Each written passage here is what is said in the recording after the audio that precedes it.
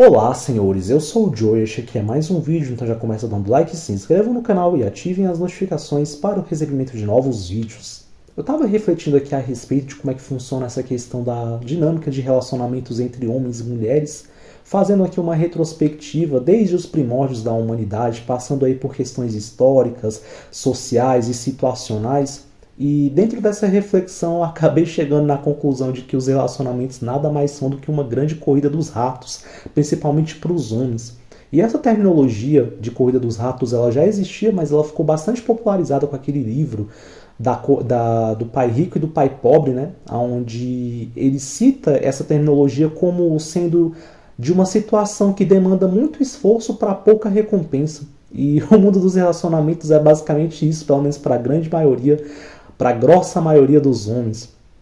Porque a natureza basicamente ela programou o homem para ser aquele que corre atrás e a mulher para ser aquela que corre, né? Por isso que a libido do homem é entre 12 a 14 vezes maior que a feminina. Por isso que a mulher ela tem uma hipergamia muito maior e o homem é hipogâmico, né? Isso daí eu já falei em alguns outros vídeos aí no meu canal. Então isso é algo comprovado biologicamente. E basicamente a natureza ela fez assim para determinar o equilíbrio aí entre as relações e o desenvolvimento da humanidade.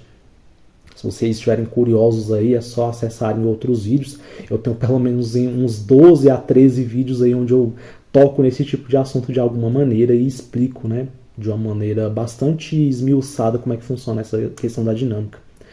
E ainda dentro dessa lógica você consegue entender por que em determinadas situações a régua feminina ela sobe ou desce, né? Porque que em determinadas situações os homens têm mais ou menos acesso a relacionamento. Então, primeiro, na questão histórica, você vê que esse tipo de coisa se repete em diversas eras da nossa humanidade. Então, por exemplo, em tempos onde existe paz e maior prosperidade, existe aquilo que a gente chama de revolução feminina, né?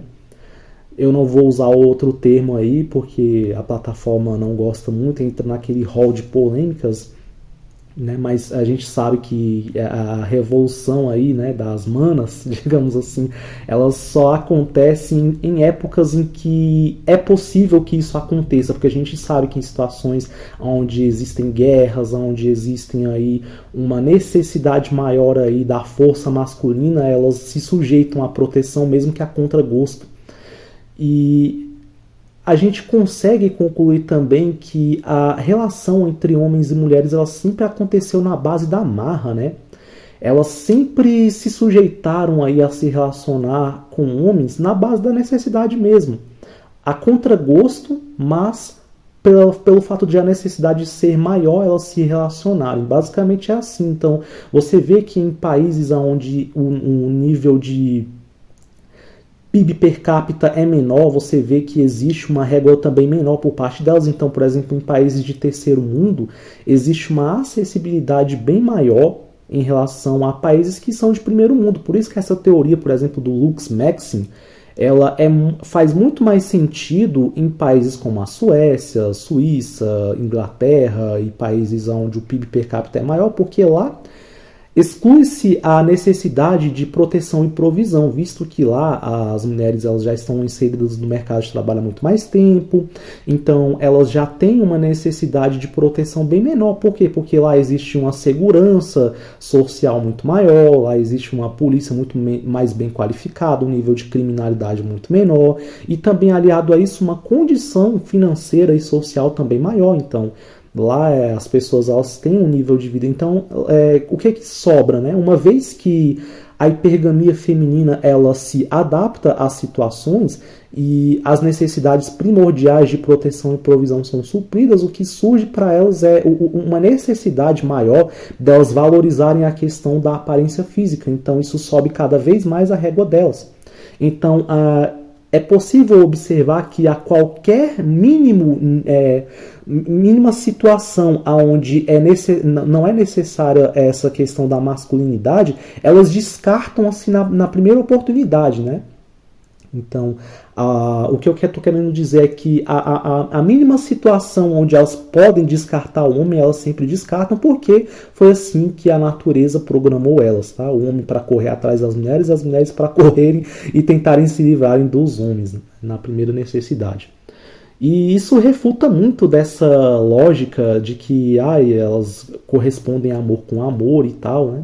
E não, basicamente a relação entre homens e mulheres é baseada sempre, sempre, sempre em um grande escambo biológico.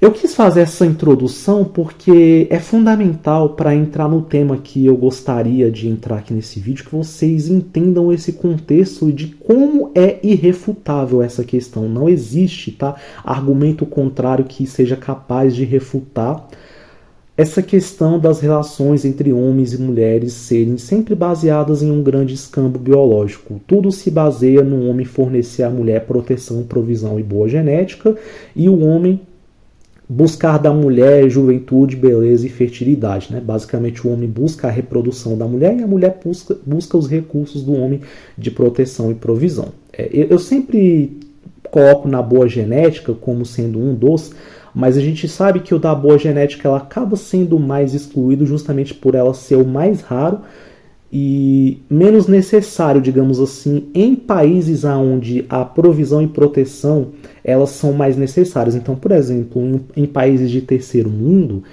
exclui-se muito dessa questão da boa genética. Por quê? Porque quando as pessoas não têm o básico para substanciar o seu modo de vida, elas acabam sendo mais necessárias. E a questão da boa genética ela é mais valorizada, por exemplo, em sociedades onde existe um nível de vida maior. Então, se você, ainda que você esteja, por exemplo, aqui no Brasil, que é um país de terceiro mundo, se você for na elite, onde as pessoas já têm essa questão da provisão e proteção bem resolvidas, lá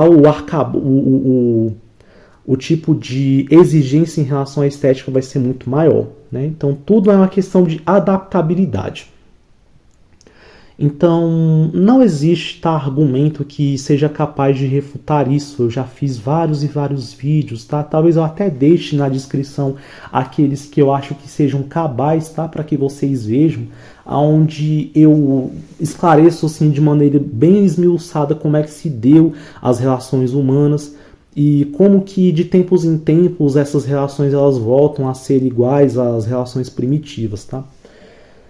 E por que eu fiz essa introdução extremamente longa? Porque é muito comum você ver pessoas criticando homens que de repente fazem uso do GPzismo. Nossa, você fez essa introdução toda para falar de GPzismo? Sim, porque eu quero provar um ponto que é bastante hipócrita as pessoas, mesmo com esse tipo de coisa toda provando o contrário, elas ainda incorrerem nesse argumento de que necessariamente um homem que ele faz uso do GPzismo, ele é um cara fracassado, ele é um cara que basicamente não tem aí a capacidade que outros homens têm e de que por ele ser um cara de repente inferior ou incapaz, ele tem que incorrer na humilhação de só ter acesso à intimidade de uma mulher pagando ela.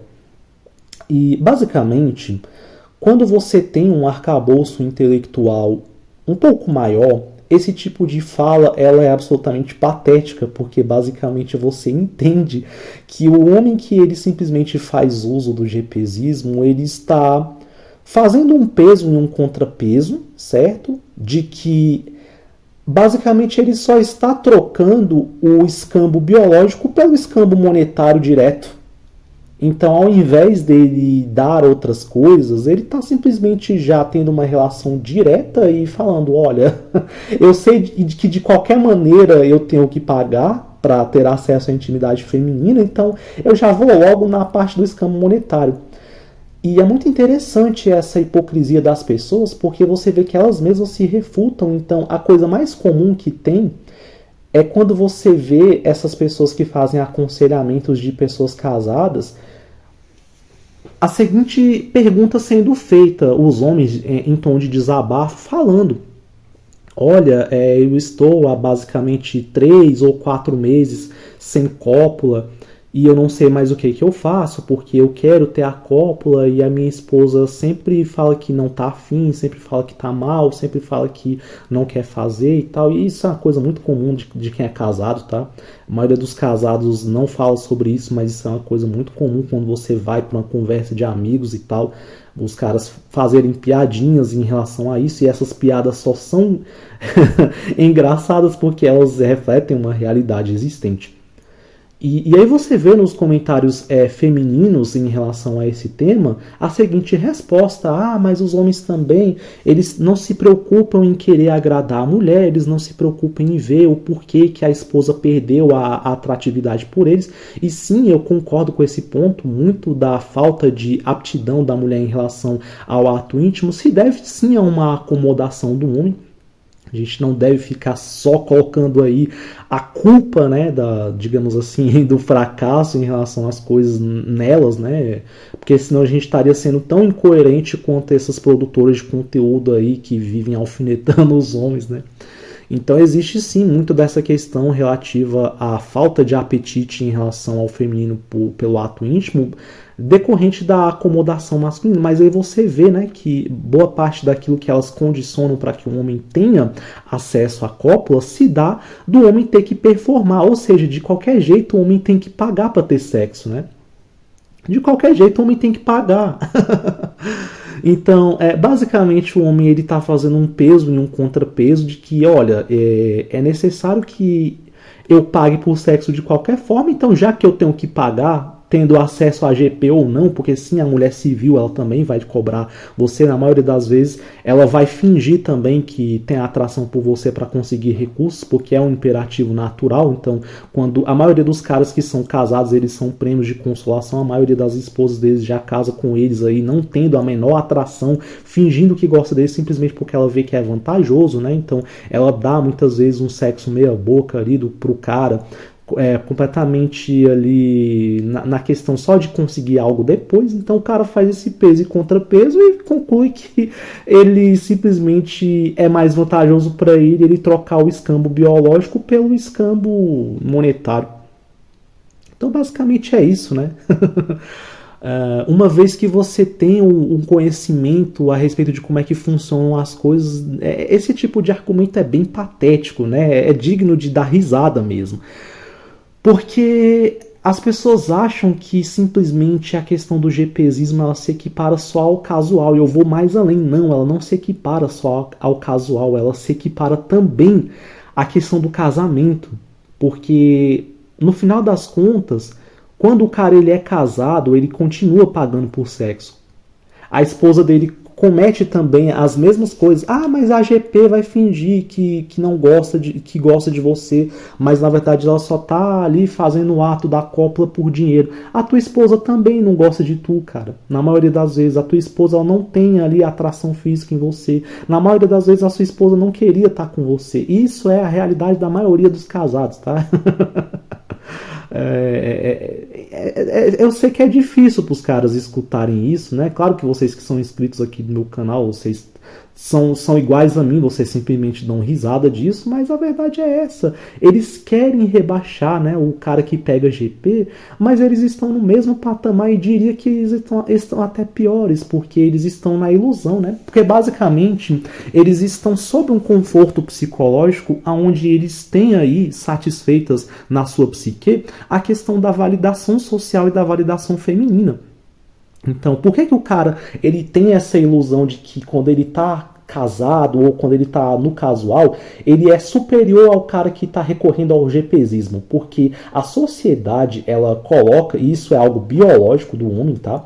Porque o homem ele se valida pela satisfação do feminino, né? O homem ele é um eterno provedor, então ele se valida por estar agradando ao feminino, logo os outros homens também têm esse mesmo instinto, e a sociedade, por ser absolutamente ginocêntrica e girar sempre em torno da satisfação pelo feminino, valida o homem que valida o feminino, né? Então o homem que ele é casado, ele é bem visto socialmente, ele é bem visto, ele é como se estivesse cumprindo o papel social, né? Olha só, você está namorando, olha que legal, que bacana e tal. Então, basicamente, ele tem esse conforto psicológico dele estar validando o feminino, dele estar se validando perante a ele estar agradando, provendo alguma coisa para a mulher, e de quebra ele se valida também pelo fato de ele estar tendo aquela validação social de que ele estaria cumprindo o seu papel. Basicamente é isso, é puro cope. É puro conforto psicológico. Agora, se você fizer, como eu sempre digo, um peso e um contrapeso, a maioria desses caras, eles têm sim a validação de pessoas, só que na maior parte das vezes essas pessoas são absolutamente irrelevantes na vida do sujeito, né? E eles têm a validação feminina, só que em troca disso, aquilo que eles têm que pagar em troca é completamente desproporcional, é muito maior.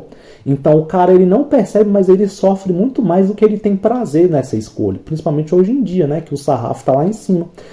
E aí o cara que ele troca isso pelo GPzismo, ele basicamente está trocando essa validação social e essa validação feminina, e ele está indo direto para aquilo que vai satisfazer a biologia dele, que é a questão da cópula. Se você fizer um peso e um contrapeso, você abrir mão da validação social e feminina em troca de você satisfazer direto a sua biologia, é algo muito mais vantajoso. Por quê? Porque o cara que está nesse jogo de entrar, né, correndo atrás dessa validação feminina e social, ele vai ter que aguentar encheção de saco, vai ter que aguentar shit test, vai ter que se submeter aí a situações onde a esposa dele muitas vezes vai estar insatisfeita com ele, porque sempre vai estar. Ou seja, o ônus que ele vai ter que levar consigo é muito maior do que essa validaçãozinha social e feminina. Ou seja, não compensa. Então, basicamente é isso, né? É uma hipocrisia muito grande da sociedade ela querer criticar o cara que ele é adepto do GPzismo, né? E o cara que cai nesse tipo de falácia, ele é simplesmente alguém que não chegou nessa conclusão, ou por falta mesmo de um conhecimento, ou por fraqueza psicológica, porque uma vez que você se blinda e você tem uma validação interna advinda de conhecimentos, né? Você vê que isso tudo é muito patético. Então, qualquer pessoa que chegue e fale, olha só, o cara que pega GP é fracassado, essa pessoa que na verdade ela é fracassada, tá bom? Porque ela está debaixo de um golpe absolutamente miserável e que não se sustenta, uma vez que você, conhecendo a dinâmica dos relacionamentos, é muito fácil de se concluir que, de qualquer forma, o homem sempre tem que pagar por cópula, tá bom? Então é isso, escrevam aí o que vocês pensam a respeito disso nos comentários, se vocês concordam ou se vocês discordam, e até a próxima.